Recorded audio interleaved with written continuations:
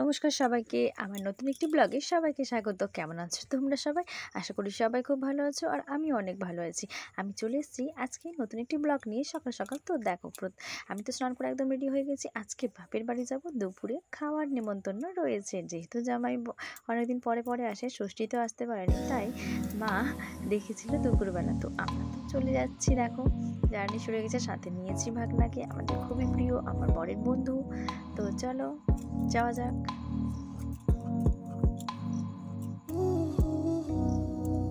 তো দেখো, আমরা তো পৌঁছে গেছি এসে আর বসে গেছি। আর মা তো এদিকে রেডি, মা নিয়ে এসছে অরেঞ্জ জুস, তো সেটাই এখন দেওয়ার পালা।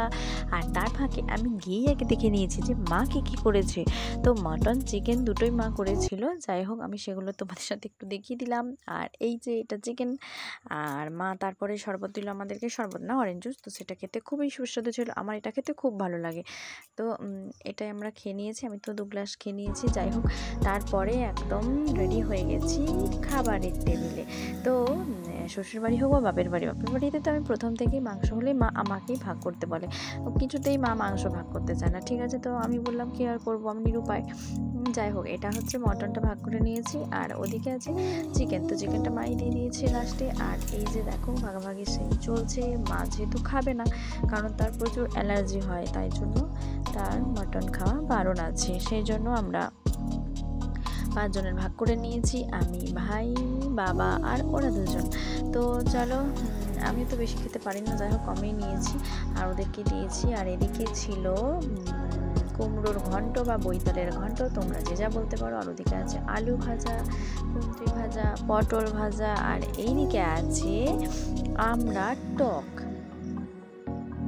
তো এটা অনেকের পছন্দ হয় না, তো যাই হোক, এটা প্রচুর টক ছিল, আমি খেয়ে নিয়েছি, অন্য কেউ ওরা খায়নি তেমন। ঠিক আছে, আর লাস্টে মা চাটনি, পাঁপড় ভাজা, মিষ্টি এসব তো দিয়েই ছিল সেগুলো, সেই জন্য। আর এদিকে মাকে দেখিয়ে দিই একটু, বেচারা সকাল থেকে অনেক কষ্ট করে রান্না বান্না করেছে, একা হাতে সব কিছু করেছে বন্ধুরা।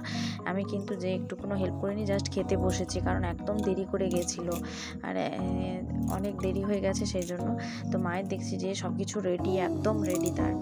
এদিকে দেখো, মুরগি মাংস ভাগ করে দিচ্ছে মা ওদের 2 জনকে দেওয়ার জন্য। আর আমি বললাম ভাইকে যে আমারও একটু ভিডিও কর, আমি সব সময় ভিডিও করি, তোরা কেউ আমার ভিডিও করিস না, অথচ আমি এত কাজ করছি।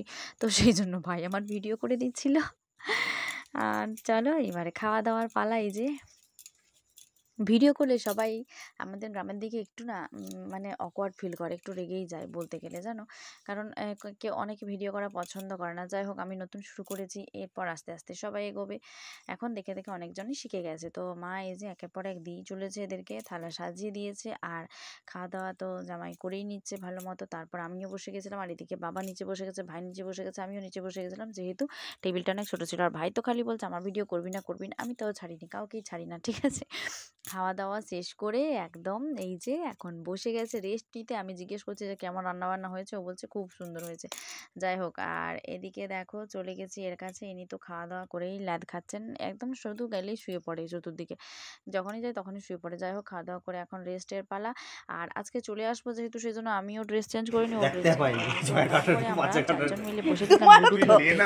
ঠিক আছে, তো লুডু খেলা হয়ে গেল, আর লাস্টে যাওয়ার পালা। তো গেছিলাম আর চলে এলাম। বাপের বাড়ি থেকে আসতে তো সবারই খুব খারাপ লাগে বলো, তাও হাসি মুখ নিয়ে চলে আসতে হয়। যাই হোক, মাকে দেখিয়ে দিই, মাকে বলেছি মা টাটা করে দাও। তো আজকে তো এই পর্যন্ত। আমার ভিডিওটা ভালো লাগলে আমার চ্যানেলটা সাবস্ক্রাইব করে দিও, আর ফেসবুক থেকে দেখলে অবশ্যই